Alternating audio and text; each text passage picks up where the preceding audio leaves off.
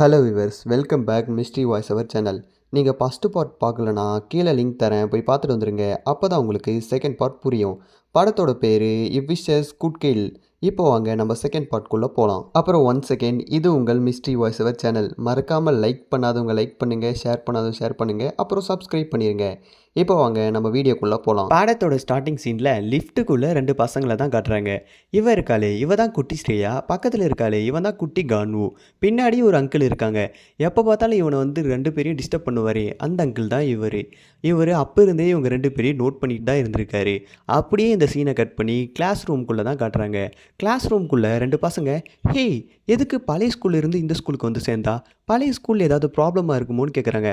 அதுக்கு இருந்துட்டு இன்னொரு பொண்ணு, ஏய் இல்லை அவங்க அம்மாவும் அப்பாவும் சூசைட் பண்ணிக்கிட்டாங்களாம், அதனால தான் இந்த ஸ்கூலில் வந்து சேர்ந்தான்னு எங்கள் அம்மா சொல்லியிருக்காங்க. அப்புறம் அவளே கூட அவங்க அம்மா அப்பாவை கொலை பண்ணியிருக்கலான்னு சொல்கிறா. அதை கேட்ட நம்ம ஹீரோயினிக்கு ரொம்பவே கோவம் வந்துடுது. அப்பனை பார்த்து நம்ம குட்டி கவுனு வந்து, ஏய் ஸ்போர்ட்ஸில் நீ 3 டைம் கோல்டு மெடல் வாங்கியிருக்கியா, இப்படியே போனால் நீ ஒலிம்பிக்லேயும் செலக்ட் ஆகலாம் போலையே. நான் கூட ஸ்போர்ட்ஸில் இருக்கேன், ரன்னிங்கும் பண்ணுவேன், ஜம்பிங்கும் பண்ணுவேன். அப்பன்னு பார்த்து நாரி வந்து, ஏய் ஓரமாக போடா, இங்கே பாரு பொண்ணு, உனக்கு ஏதாவது பிரச்சனை இருந்தால் அது என்கிட்ட கேளு. அதுக்கப்புறம் உனக்கு ஏதாவது ஹோம்ஒர்க் பிரச்சனையாக இருந்தால் இவன்கிட்ட கேளுன்னு ஆர்ஜுனை காட்டுறான். ஆர்ஜுன் ஹோம்ஒர்க்கெல்லாம் என்னால் ஹெல்ப் பண்ண முடியாதுன்னு சொல்கிறான். ஆனால் ஸ்ரேயாவை பார்த்த உடனே ஆர்ஜுனுக்கு ரொம்பவே பிடிச்சிருது. ஹோம்ஒர்க்கெல்லாம் ஹெல்ப் பண்ண முடியாது, ஆனால் நீ புதுசுன்றனால உனக்கு கொஞ்சம் ஏதோ ஹெல்ப் பண்ணுறேன்னு சொல்லி முடிக்கிறான். அப்பன்னு பார்த்து ஒரு குண்டு பையன் ஒரு ஸ்கெலிட்டன் பொம்மையை காட்டி, இது ஒரு லெஜெண்ட், இது எல்லாரையுமே காப்பாற்றும், நம்புறவங்கள நம்பிக்கையாக காப்பாற்றும்னு சொல்கிறான். இது என்னோட ஃபேவரட், பத்திரமா வச்சுக்கோ, எல்லா துஷ்ட சக்திக்கிட்ட இருந்தும் இது உன்னை காப்பாற்றும், நாங்கள் 2 பேரும் சேர்ந்து உன்னையே காப்பாற்றுவோம்னு சொல்கிறா. அதுக்கு இருந்துட்டு ஸ்ரேயா சிரிச்சிடுறா. அப்படி தான் இவங்க 5 பேரும் ஃப்ரெண்ட்ஸாக ஆனாங்க. இந்த ஃப்ளாஷ்பேக் முடிஞ்ச உடனே போன எபிசோடில் என்ன நடந்துச்சோ அதே மாதிரி அவன் கழுத்து அறுத்துட்டு சாவறான். அதை சிசிடிவி கேமராவில் பார்த்த போலீஸ்காரங்க இதை ஒரு சூசைடுன்றதை கன்ஃபார்ம் பண்ணுறாங்க. அப்படியே அங்கே சீனை கட் பண்ணி நம்ம ஹீரோயினி தான் காட்டுறாங்க. நம்ம ஹீரோயினிக்கு ஒரு ஃப்ளாஷ்பேக் வருது. அதாவது சாங்குன் சாகிறதுக்கு முன்னாடி அவங்க வீட்டுக்கு போயிருப்பாங்க ப்ரெசண்ட்டை கொடுக்கறதுக்காக. ஆனால் சாங்கும் கதவையே திறந்திருக்க மாட்டான். ஸ்ரேயா இருந்துட்டு, இடையே நீ இப்போ கதவை திறக்கலைன்னா நான் காம்பவுண்ட் டிகிரி குச்சி உள்ளே வந்துடுவேன்னு சொல்கிறாங்க. அப்புறம் அவன் அதுக்கும் கேட்டு திறக்கவே இல்லை. ஸ்ரேயா குதிக்க போகும்போது அவன் ஜன்னலில் திறந்துடுறான். அப்புறம் அவங்க 2 பேரும் கீழே உட்காந்துட்டு பேசிகிட்டு இருக்காங்க. டேய் சாரிடா, என்னால் உன்னோட பர்த்டேக்கு நேற்று வர முடியல, ஏன்னா எனக்கு ட்ரைனிங் இருந்துச்சு, அதனால தான் என்னால் வர முடியல, சாரிடான்னு கேட்டுட்டு ப்ரெசண்ட்டை கொடுத்துட்டு போகிறாங்க. அவன் இருந்துட்டு, ஸ்ரேயா ஒரு நிமிஷம் நில்லு, நேற்று உன் ஃபோனில் இருந்து எனக்கு ஒரு கால் வந்தது, ஆனால் பேசுனது நீ இல்லை, எனக்கு இப்போ தான் புரியுது, உன்னை தப்பாக புரிஞ்சுக்கிட்டதுக்கு சாரி, ரொம்ப சாரி ஸ்ரேயான்னு சொல்லி முடியும். அந்த சீனை கட் பண்ணி கோச்சை தான் காட்டுறாங்க. கோச் இருந்துட்டு, ஸ்ரேயா உனக்கு ஒன்றும் ஆகலைல்ல, நீ ஓகே தானே, இப்போ தான் உன் ஃப்ரெண்டுக்கு நடந்தது எனக்கு தெரிஞ்சுது, நீ ரொம்ப டிப்ரெஷனில் இருப்பன்றனால உனக்கு இன்றைக்கும் ட்ரைனிங் இல்லை, நாளைக்கும் ட்ரைனிங் இல்லைன்னு சொல்கிறாங்க. அதை கேட்ட ஸ்ரேயா ஓகே மேம் ஓகேன்னு சொல்கிறாங்க. அப்போ தான் நம்ம ஸ்ரேயாவுக்கு ஒன்று ஸ்ட்ரைக் அவுட்டே ஆகுது. நேற்று கானும் விஷ் கேட்டதுனால தான் நமக்கு நாளைக்கு லீவே கிடைக்க போகுதுன்னு சொல்லிட்டு. அப்போ தான் அவங்களுக்கு புரியுது அவன் ஃப்ரெண்டு சொன்னது எல்லாமே உண்மைன்னு சொல்லிட்டு. எல்லா வெப்சீரிஸ்லையும் கொஞ்சம் லேட்டாக தான் கண்டுபிடிப்பாங்க, ஆனால் இந்த வெப்சீரிஸில் கொஞ்சம் சீக்கிரமாக கண்டுபிடிச்சிடுறாங்க. அப்புறம் கோச்சுக்கிட்ட சொல்ல போகிறாங்க, மேம் நான் நல்லா தான் இருக்கேன், எனக்கு நாளைக்கு கண்டிப்பாக ட்ரைனிங் வேணும்னு சொல்ல போகிறாங்க. மேலே இருந்து ஜஸ்ட்டு மிஸ்ட்டு சீலிங் வந்து தலை மேலே விழுந்திருக்கும். எப்படியோ தப்பிச்சிடுறாங்க. அதுக்கப்புறம் ஸ்ரேயாவுக்கு புரிஞ்சிருது, இதை தடுக்க போனால் நமக்கு ஏதாவது நடந்துரும்னு சொல்லி வேகமாக அங்கேருந்து டைமை பார்த்துட்டு கானுவாக பார்க்க போகிறாங்க. கானு கிட்ட அவசரமாக கேட்குறாங்க, உன்னோட ஃபோன்லேயும் அந்த டைமர் ஆன் ஆகலைல்ல? இல்லை, என் ஃபோனில் ஏற்கனவே இந்த டைமர் ஆன் ஆயிடுச்சு. அது மட்டும் இல்லை, ஏதோ ஒரு நோட்டிஃபிகேஷன் வந்திருக்குன்னு காட்டுறாங்க. யூ விஷ் கிராண்டட்னு சொல்லி அதில் போட்டிருக்கு. அதை பார்த்த உடனே இவளுக்கு எல்லாமே புரிஞ்சிருது.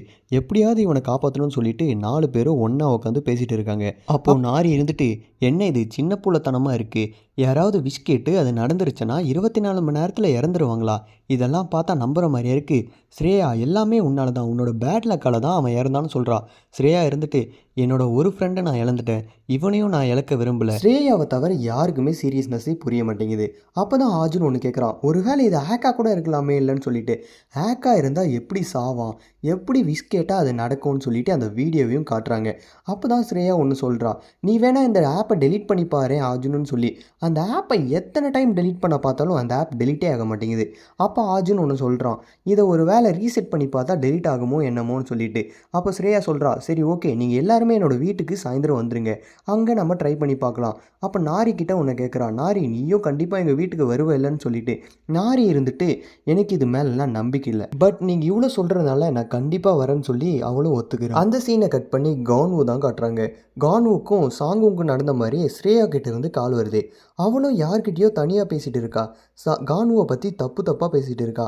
இதை அவன் கண்டுபிடிச்ச உடனே இது கண்டிப்பாக ஸ்ரேயா இருக்காதுன்னு சொல்லிட்டு ஃபோன் எடுத்துகிட்டு ஸ்ரேயா கிட்ட காட்ட அவன் கானு ஓடுறான். ஓடி போய் ஸ்ரேயா கிட்ட காட்டும்போது அந்த வாய்ஸ் கட் ஆயிடுது. உடனே கானு ஒன்று சொல்கிறான், நம்ம ஃபோன் ஹேக் ஆயிருக்கும் போல், அதனால தான் நான் பேசுகிறது எல்லாமே அவங்களுக்கு கேட்டிருக்கும் போலன்னு சொல்லிட்டு ஃபோன் எடுத்துகிட்டு போய் ஃப்ரிட்ஜில் வைக்கிறான்.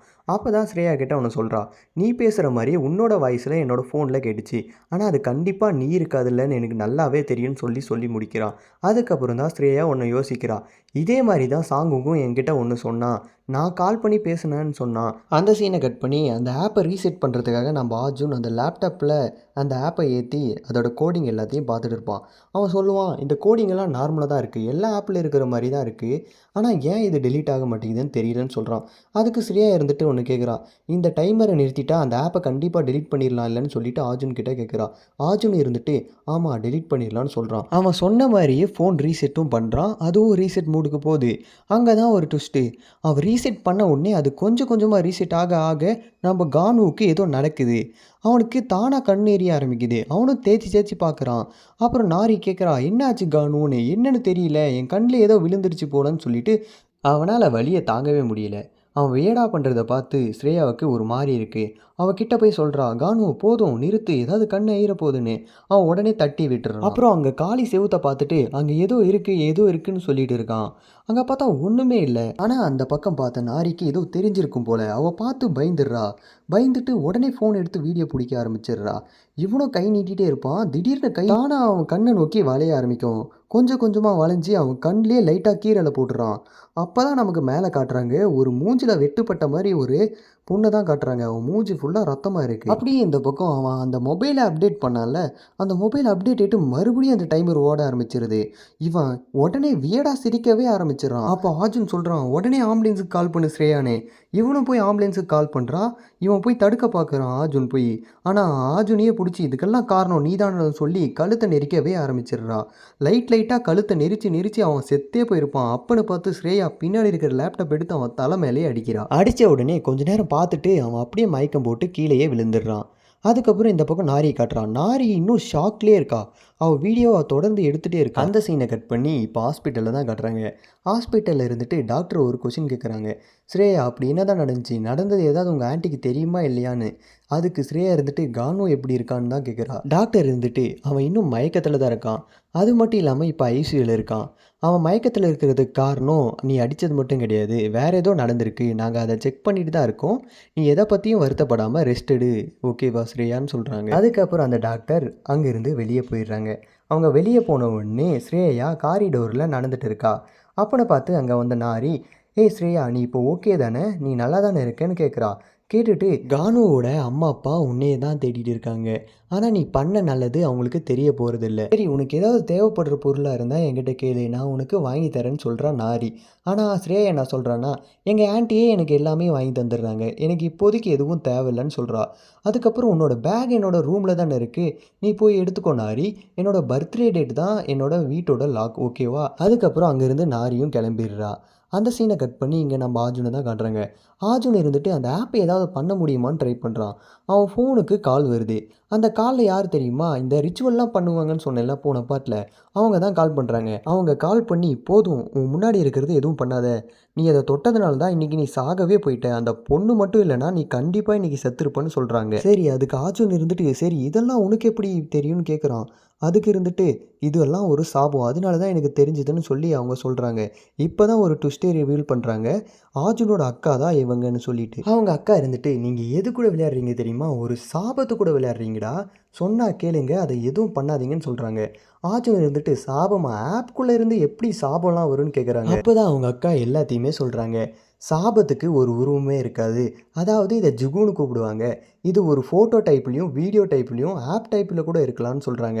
இதுக்கு எல்லாத்தையுமே தீர்வு நான் கண்டுபிடிக்கிறேன், நீங்கள் எங்ககிட்ட வந்துடுங்கன்னு சொல்கிறாங்க அவங்க அக்கா. அதுக்கு அர்ஜுன் இருந்துட்டு, நான் எப்போ உன்னை பார்க்க வந்தாலும் நீ என்னை வெளியவே நிறுத்திடுற, உள்ளேயே விட மாட்டேங்கிறேன்னு சொல்கிறான். அவங்க அக்கா பின்னாடி அந்த பாம்பு வெளியே வந்து சீருது. அதை பார்த்த உடனே ஏதோ தப்பு நடக்குதுன்னு சொல்லிட்டு அந்த பொண்ணு இப்போ எங்கே அர்ஜுன்னு கேட்குறாங்க. அதுக்கப்புறம் அந்த சீனை கட் பண்ணி ஹாஸ்பிட்டலில் தான் காட்டுறாங்க. ஹாஸ்பிட்டலில் ஸ்ரேயா ஏதோ விஷ் எழுதிட்டு இருக்கா. அந்த விஷ் என்னன்னு காட்டாமல் அவள் காரிடோரில் நடந்து போயிட்டே வீடியோ எடுக்கிறா. அதாவது கானு ஃபுல்லாக ரெக்கவர் ஆகணும்னு சொல்லிட்டு அந்த விஷயம் சொல்கிறா. சொல்லி முடிச்சுட்டு சென்டும் பண்ணிடுறா. அப்போன்னு பார்த்து பின்னாடி வந்த அர்ஜுன் அந்த விஷை பார்த்துட்டு ஸ்ரேயா மேலே ரொம்பவே கோவமாயிடுறான். நீயும் விஷ் கேட்டுட்டியா?